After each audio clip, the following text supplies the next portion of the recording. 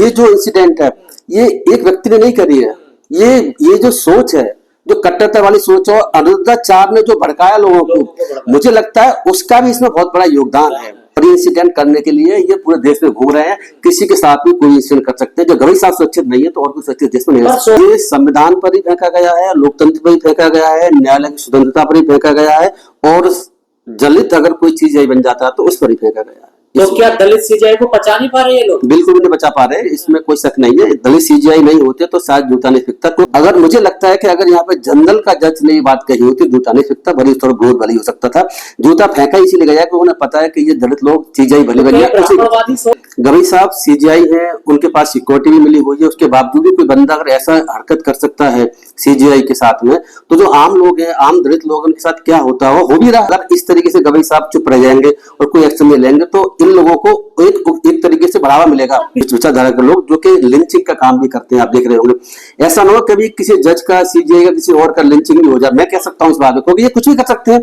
ऐसे लोग तो इतने हाथ हैं कि सुप्रीम कोर्ट के अंदर जाकर सुरक्षा व्यवस्था बता करके अगर अटैक कर सकते हैं, तो बाहर अगर सीजीआई साहब घूम रहे हैं तो उनका लिंचिंग भी कर सकते हैं। सिर्फ सीजीआई गवई साहब के अगेंस्ट जूता फेंकने वाली बात नहीं है, ये पूरे सिस्टम के अगेंस्ट, ये संविधान पर जूता फेंका गया है। मेरे हिसाब से ये न्यायपालिका की स्वतंत्रता पर जूता फेंका गया है। ये दलित कोई अगर चीफ जस्टिस ऑफ इंडिया बन जाता है तो वो उसके अगेंस्ट भी जूता फेंका गया है, ऐसा मेरा मानना है। इसमें गवई साहब को मुझे लगता है कि बहुत स्ट्रिक्ट एक्शन लेने की जरूरत है, लेकिन ऐसा लग रहा है कि शायद वो ऐसा नहीं लेना चाह रहे हैं।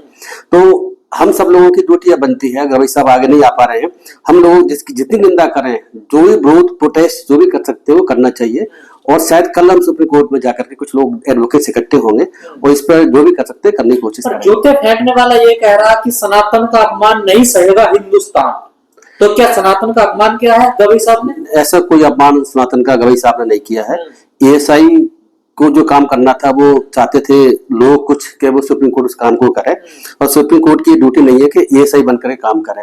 तो वो उनका डिसीजन बिल्कुल ठीक था। मैंने उनका इंटरव्यू जब देखा, जो जिसने जूता फेंकने की कोशिश किया, राकेश किशोर, ये कोशिश नहीं की है जूता वो फेंक के मारना ही चाहता था। वो तो वहां सुरक्षा कर्मियों ने पकड़ लिया, इसी वजह से वो अपने वो मंसूबे सफल नहीं हो सका। लेकिन जो भी उसने किया है वो वास्तव में हमारे देश की पूरे वर्ल्ड में नाक कट चुकी है आज के समय में। और इसमें हमारे देश की नहीं, हमारी सरकार की भी नाक कटी हुई है। सरकार भी जो है इसमें कुछ भी स्टैंड नहीं लिया सरकार ने। और ये जो कहानी हुई है, ये जो घटना हुई है, वो पूरे दुनिया में एक काला धब्बे के रूप में दुनिया के इतिहास में, देश के इतिहास में जानी जाएगी। और ये राकेश किशोर तो ये कह रहा है मुझे कोई अफसोस ही नहीं है। राकेश किशोर बिल्कुल ठीक कह रहे हैं, उन्होंने ऐसा ही कहा है, अफसोस नहीं है। अफसोस मैंने कोई गलती नहीं किया, बताइए। अखबारों में छपा है, वो अपने इंटरव्यू में कह रहे हैं कि उनको कोई भी अफसोस नहीं है, कोई गलत काम नहीं किया है।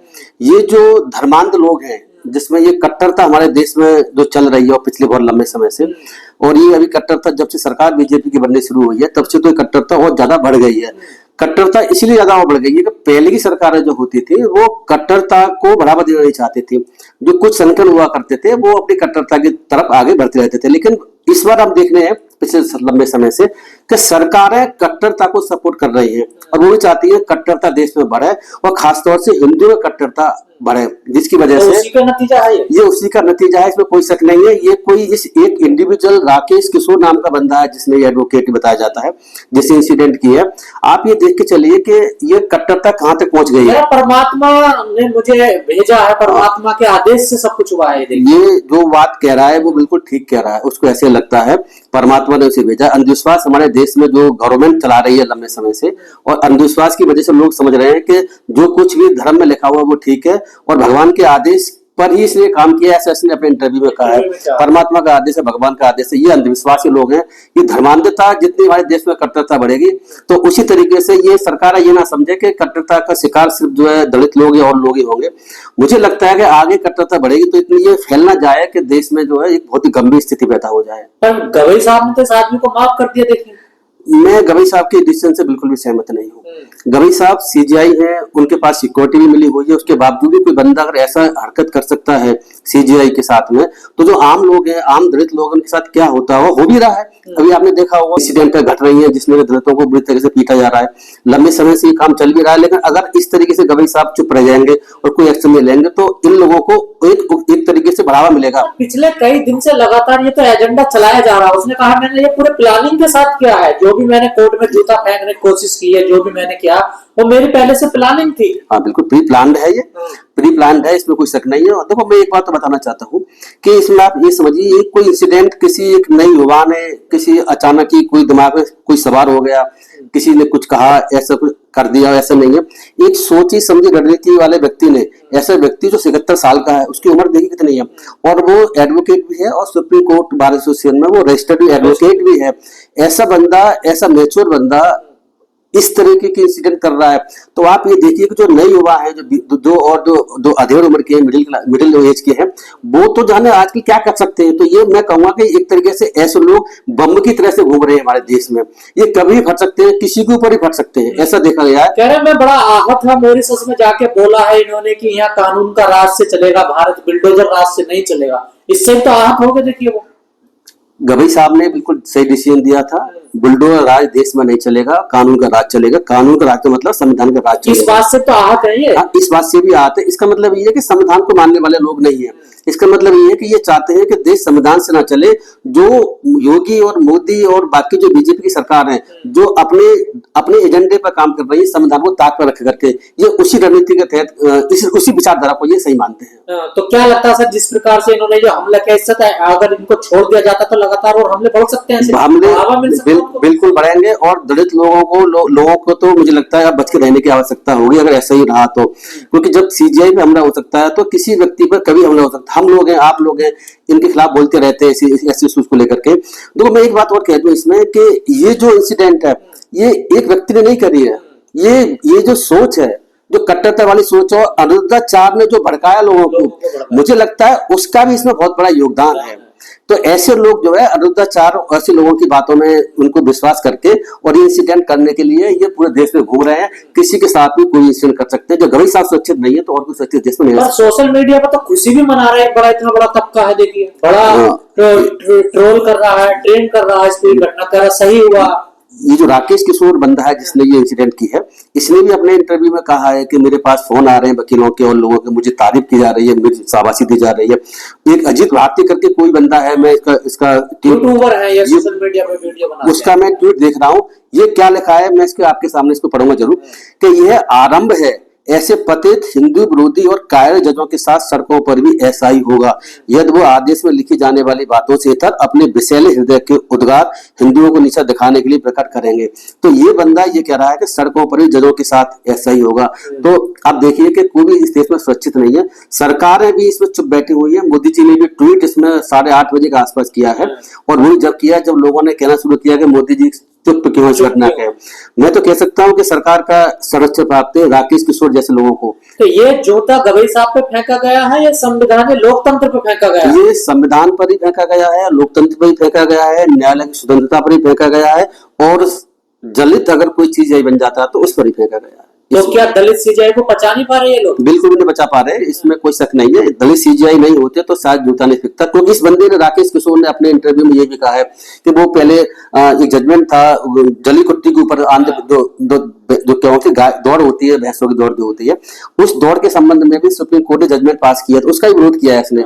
और इसके अलावा रेलवे जो बरेली में कहां पर कोई हल्द्वानी में जो रेलवे की जमीन पर कब्जा जो कुछ लोग कर रखा है, तो उसके अगेंस्ट सुप्रीम कोर्ट ने स्टे पास कर रखा, उसका विरोध भी किया। लेकिन उसने वहां पर जूता क्यों नहीं फेंका? उन लोगों के जजों के खिलाफ जूता फेंका गया जब सीजीआई गवई साहब के किसी ऑर्डर से, किसी बात से आहत था। अगर मुझे लगता है कि अगर यहाँ पे जनरल का जज ने ये बात कही होती, जूता नहीं फेंकता, बड़ी थोड़ा विरोध भली हो सकता था।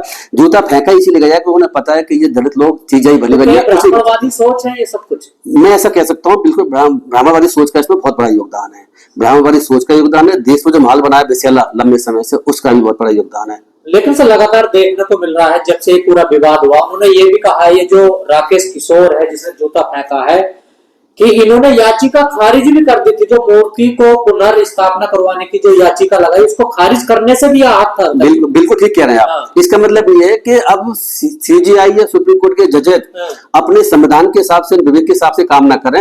हिंदू धर्म या जो लोग कट्टर हैं उनकी जो याचिका आ रही है उसको उसके पक्ष में डिसीजन दें, तो ये न्यायपालिका को प्रभावित करने का एक षड्यंत्र मुझे लगता है, जिससे कि आगे जजेस कोई भी याचिका डिसमिस भी न कर पाए। तो ये एक तरीके से जजों को मैसेज देने की कोशिश की है। न्यायपालिका की स्वतंत्रता पर आज तक का मुझे लगता है सबसे बड़ा हमला है देश में। तो सर, जैसे आपने स्टार्टिंग में कहा कि जब एक सीजीआई सुरक्षित नहीं है तो जो आम आदमी है वो कैसे सुरक्षित होगा? बिल्कुल भी सुरक्षित नहीं है, जगह जगह इंसिडेंट हो रही है। अब सीजीआई सुरक्षित नहीं है तो ऐसे लोगों के जैसे अटैक करने वाले हैं इनकी तो हिम्मत और बढ़ जाएगी। मुझे लगता है कि ये वो लोग हैं, स्टाफ के लोग, विचारधारा के लोग, जो कि लिंचिंग का काम भी करते हैं। आप देख रहे होंगे, ऐसा ना हो कभी किसी जज का, सीजीआई का, किसी और का लिंचिंग भी हो जाए। मैं कह सकता हूँ इस बात में, क्योंकि ये कुछ भी कर सकते हैं। ऐसे लोग तो इतने हाथ हैं कि सुप्रीम कोर्ट के अंदर जाकर सुरक्षा व्यवस्था बता करके अगर अटैक कर सकते हैं, तो बाहर अगर सीजीआई साहब घूम रहे हैं तो उनका लिंचिंग भी कर सकते हैं। कार्रवाई क्यों नहीं हो रही है इन पर?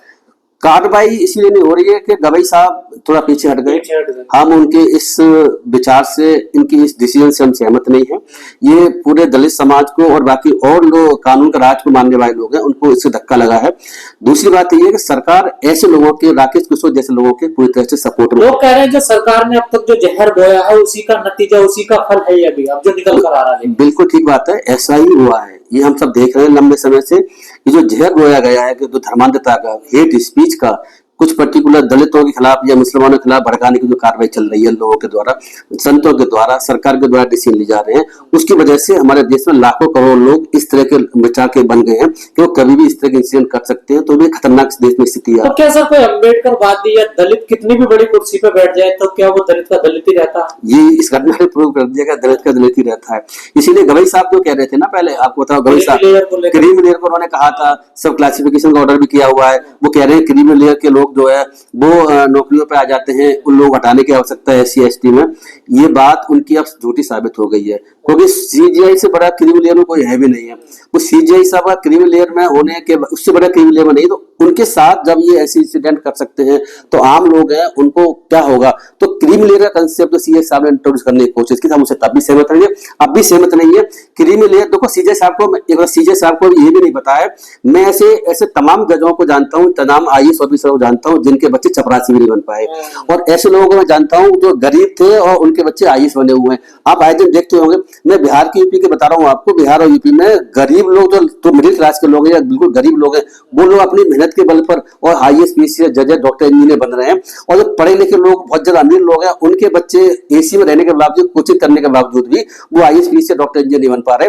डॉक्टर इंजीनियर IAS PCS को नौकरी बड़ी बनने का रीजन, सबसे मेन इंपॉर्टेंट रीजन है पढ़ाई, उसके पीछे पैसा ही रीजन नहीं है। तो क्या गवई साहब जूता देखकर भी अब समझ पाएंगे कि वो जो मैं कर रहा था वो गलत कर रहा था? उन्हें समझना चाहिए, नहीं समझा तो आप जूता देखकर भी नहीं समझ नहीं, मुझे लगता है कि समझे होते अगर जो है तो इसके खिलाफ कार्रवाई करने की बात जरूर करते हैं। तो लगातार इनके साथ ऐसा हो रहा है ना, जब ये महाराष्ट्र जाके इनको प्रोटोकॉल नहीं मिलता है सर। देखिए हाँ, ये बात बिल्कुल ठीक है, प्रोटोकॉल नहीं मिला, बाद में सरकार ने कुछ ऑर्डर पास किया हुआ है इनके संबंध में।